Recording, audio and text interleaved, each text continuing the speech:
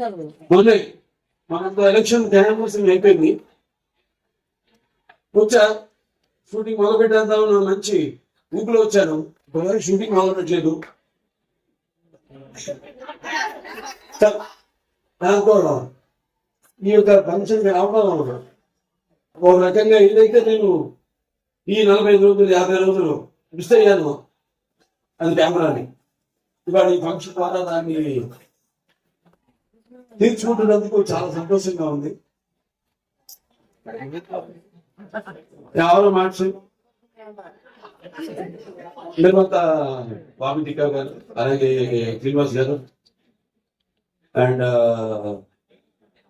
శశి కిరణ్ టిక్కా వాళ్ళ ఆయన సమర్పించిన సత్యభామ గారి దర్శకత్వం వహించిన సత్యభామ సినిమా యొక్క టీజర్ రిలీజ్ రావడం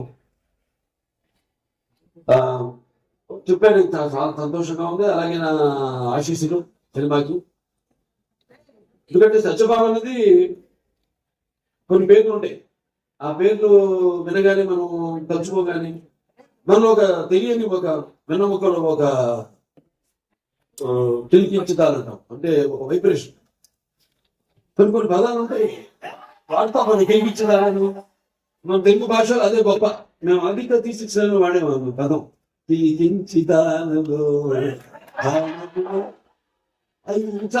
భాష, మన తెలుగు భాష. సరే భాష గురించి కాదు ఇప్పుడు ఇక్కడ, అంటే ఆ ఒక అనుభవం మనకు కలుగుతుంది. అట్లా అలాంటప్పుడు మరి ఒక సత్యభామ అన్న పేరు, అంటే శ్రీకృష్ణుడు మరి ఒక పారిజాత పుష్పాన్ని హరించడానికి వెళ్ళినప్పుడు ఎప్పుడైనా మనకు ప్రయాణాలు కూడా పెట్టుకుని కొంచెం నేను ఎప్పుడు ఈ మంత్రాన్ని ఉచ్చరిస్తూ ఉంటాను. ప్రాణి గరుడారూఢం పారిజాత హరం హరిం సత్యభామ యుద్ధే ధ్యాయత్ సర్వకార్యార్థ సిద్ధయ్యాను. దేవుని తలుచుకుంటాం, ఓకే, శ్రీకృష్ణుడు రాముడు ఇవన్నీ. కానీ ఆ పక్కన ఎవరున్నారు? యుద్ధానికి వెళ్ళినప్పుడు ఆ పారిజాత పుష్పాన్ని హరించడానికి వెళ్ళినప్పుడు పక్కన సత్యభామ. సో ప్రయాణి గరుడారూఢం పారిజాత హరం హరిం సత్యభామ యుద్ధం ధ్యాయత్ సర్వకార్యార్థ సిద్ధయ్య. అటువంటి పేరు సత్యభామ. అండ్ ఉమెన్ ఎంపవర్నెస్ పేరు కూడా సత్యభామ. ఎందుకంటే మరి శ్రీకృష్ణుడు ఉండొచ్చు అష్టభాగాలని, కానీ వాళ్ళలో ఆయన్ని తన చెప్పు చేతుల్లో, అంటే ఒక సత్య విధేయుడిగా చేసుకున్న ఒకే ఒక భార్య, అది సత్యభామ. అలా మన కంపాటబిలిటీ చూస్తున్నాం మనం సొసైటీలో. ఎలా ఒకళ్ళు మనం కంపేర్ చేసుకుంటూ ఆడ మగ, ఇవాళ నిజంగా చెప్పాలంటే మగాళ్ళే ఉన్నారు పెళ్లికి ఆడవాళ్ళ కంటే కూడా. ఇవాళ ఆడవాళ్ళు కరువయ్యారు మనకి పెళ్లికి. అలా ఉంది వాళ్ళ సమాజ పరిస్థితి.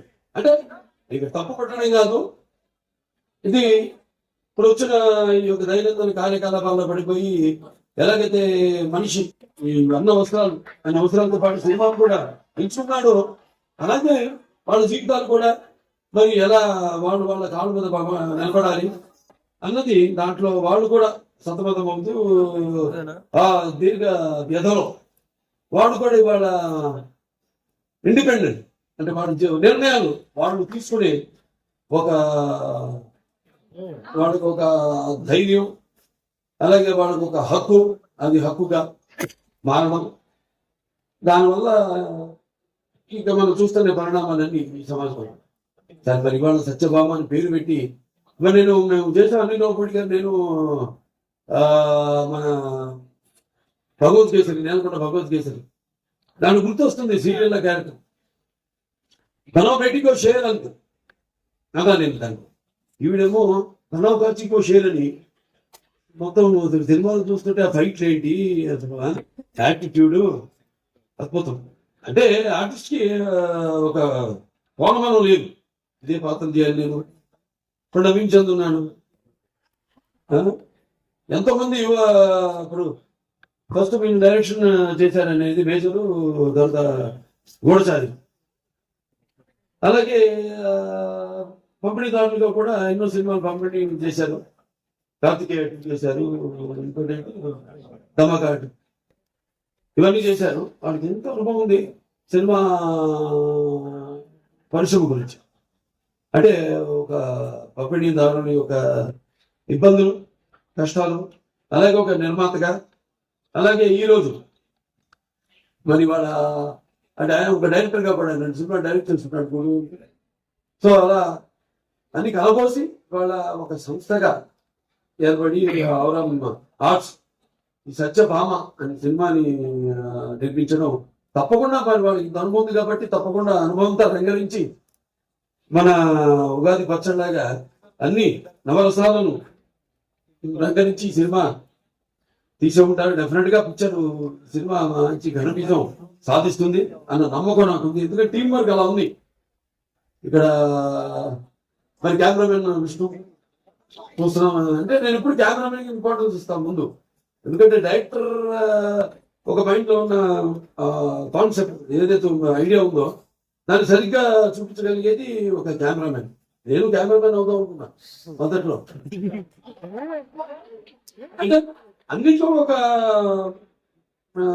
అన్నిటి మీద నాకు అవగాహన ఉండాలి, అన్ని క్రాఫ్ట్స్ మీద అన్న ఒక దృష్టితో. అలాగే ఎడిటర్ చాలా ఇంపార్టెంట్ సినిమాకి. అలా ఒక్కొక్కడు మరి శ్రీచరణ్ గారి సంగీతం, అప్పుడప్పుడు పాటలు కూడా పాడుతూ ఉంటారు. మామా ఇక పెద్దలా ఇంకా చాలా పాడాను కానీ ఉన్నాయి, వస్తే బయటకు వస్తే అలాగే ప్రేక్షకులు ముఖ్యంగా ప్రేక్షకులు ఎంత అద్భుతమైన ప్రేక్షకులు ఉన్నారు ఇక్కడ. ఇవాళ మనం తెలుగు ఇండస్ట్రీ, ఇవాళ మనం భారతదేశం చలనచిత్ర రంగంలో చూసుకుంటేనే ఇవాళ మనం మొదటి స్థానంలో ఉన్నాం. మనం తెలుగు చలనచిత్ర రంగం ఇవాళ నారద జయంతి కూడా, నారద మహాముని, ఆయన గురించి ఎవరు మాట్లాడుకోరు కానీ ఒకటి మాత్రం చెప్పగలుగుతారు.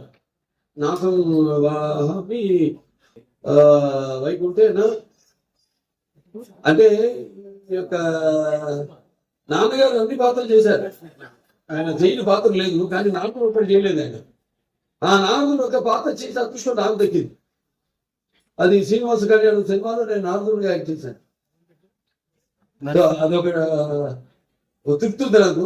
ఆయన చేయని పాత్రలో ఆ నారదుడి పాత్ర ఒకటి నేను చేయగలిగానండి. సో ఇలా సినిమా బాగుంది, ప్రయత్నం చాలా బాగుంది. ఇంకా కాజల్ గారి గురించి చెప్పకల్లా, ఆల్వేస్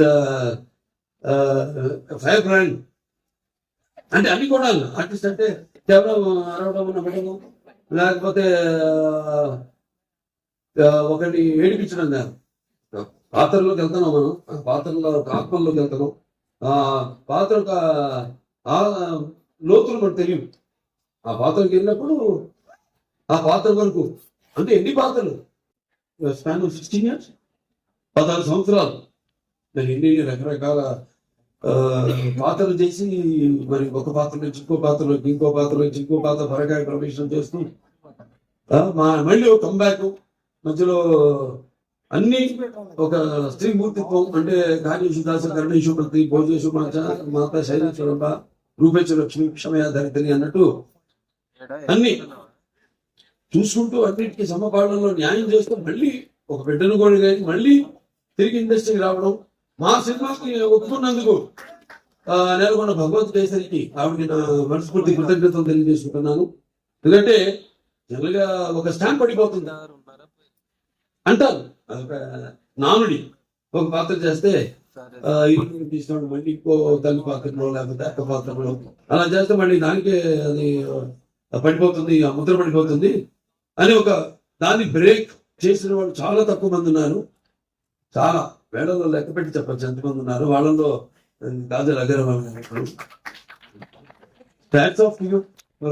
ఎనర్జీ. అండ్ ఇప్పుడే కాదు, నేను మొదటి నుంచి కూడా సినిమాలు చూస్తున్నాను. చేయాలని ఉండేది, మంచి ఎనర్జెటిక్ ఆర్టిస్ట్. బట్ ఎటువంటి కాంబినేషన్ పడాలి ఏంటి అనేది మరి ఆవిడ ఎందుకో మా కాంబినేషన్ అప్పుడు కుదరలేదు. తర్వాత మా ఈ యొక్క నెలకొండ భగవద్గీతలో మేము కలిసి యాక్ట్ చేయడం ఒక మంచి ఎక్స్పీరియన్స్. అంటే ఒక ఆర్టిస్ట్ అందరూ అంటారు ఏదో ఒక పోలవనం అని ఒక దీనికి డిసిప్లిన్ కానీ ఒక డెడికేషన్ కానీ ఏంటంటే ఇప్పుడు మా పేర్లే తీసుకోవడం ఒక ఆనవాయితీ అయిపోయింది. కానీ ఎంతో మంది ఉన్నారు నటులు, కాజల్ అగర్వాల్ గారు లాంటి నటులు అయితే ఎంతో మంది, చాలా మంది ఉన్నారు. యథా రాజా తథా ప్రజలుగా మనం సవ్యంగా నడిస్తే మొత్తం సమాజం కూడా తిన్నగా నడుస్తుంది, సవ్యంగా ఉంటుంది.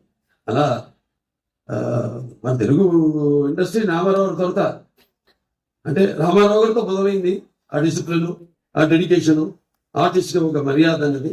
సో దాన్ని ఇలా ముందుకు తీసుకెళ్తున్నందుకు మేమంతా ఆయన వారసులుగా చెప్పుకున్నందుకు, వారసులు కేవలం ఆయన గురించి చెప్పుకోవడం కాదు, ఆయన చేసే సినిమాల గురించి చెప్పుకోవడం కాదు, లేకపోతే నడిచిన దారుల గురించి చెప్పుకోవడం కాదు. మనం వాటిని అనుసరిస్తున్నామా లేదా, అనుకరించడం కాదు, అనుసరిస్తున్నామా లేదా అనేది ముఖ్యం. సో అటువంటిది ఆయన వారసులుగా అందరం తెలుగు చలనచిత్ర రంగం ఇలా ముందుకు దూచిపోతున్నందుకు చెప్పాను ఇందాక, మన భారతదేశ చలనచిత్ర రంగంలోనే వాళ్ళు మన మొదటి స్థానంలో ఉన్నాం తెలుగు చలనచిత్ర పరిశ్రమలో. సో ఇటువంటి ఇంకా మంచి మంచి సినిమాలు రావాలి. ఎందుకంటే ఆర్టిస్టులు ఎన్నో కోణాలు ఉంటాయి, ఎన్నో కోణాలు. ఇప్పుడు నాకు చేయాలంటాయి ఎన్నో పాత్రలు. నాన్నగారు ఎప్పుడు ఒక 20 సంవత్సరాల ముందు ఆలోచించేవారు. ఆయన ఆలోచించి సినిమాలు చేసేవారు. ఆయన అప్పుడు ఆడకపోవచ్చు ఆ సినిమాలు, కానీ ఇవాళ అది బంగారు గుడ్లు పెట్టే బాధ, కనక వర్షం కురిపించే సినిమాలు అవన్నీ. సో అలా ఇప్పుడు మనం ముందు నేను ఇంకా కొట్టుకెళ్ళగలుగుతున్నానంటే అంటే ఒకటి ఉంది హిందీలో ఈవిడేదో తెలుగులో చెప్పి డైలాగు, ఏది कभी गिरना भी अच्छा है अपना औकात का पता चलता है, जब कोई आगे बढ़ते उठावे को अपनों का पता चलता है, जो जिसे गुस्सा होता है वो अच्छे होते हैं और जो झूठ बोलते हैं उसको हमेशा हंसते हुए देख. అలా సమాజం పండుగ సరే మన సినిమాలు మనం కొట్టుకెళ్దాం, ఇంకా మంచి మంచి సినిమాలు ఇవ్వడం. ఇటువంటి మీలాంటి ప్రేక్షక దేవుడు ఉండగా బ్రహ్మాండంగా ఇటువంటి ఒక్కొక్క సినిమా విజయానికి వెన్ను తట్టుతూ మళ్ళీ ఇంకా ముందు ఇటువంటి మంచి సినిమాలు ఇవ్వండి అని ప్రోత్సహిస్తున్నాను. మన తెలుగు ప్రేక్షకులు ప్రత్యేకత. ఇవాళ ప్రత్యేకత తెలుగు ప్రేక్షకులే కాదు, యావత్ భారతదేశమే తల వంచింది మన చలనచిత్ర పరిశ్రమకు మనం ఇచ్చే సినిమాలు, మనం ఇచ్చే సందేశానికి. ఒకసారి ఈ యొక్క హోరర్ మార్ట్స్ నిర్మాతలు మన బాబీ టికా గారికి, అలాగే శ్రీనివాస్ గారికి, అలాగే శశికిరణ్ టికా గారికి, అందరికీ కొత్త యూనిట్ సభ్యులందరూ కూడా నా అభినందన తెలియజేసుకుంటాను.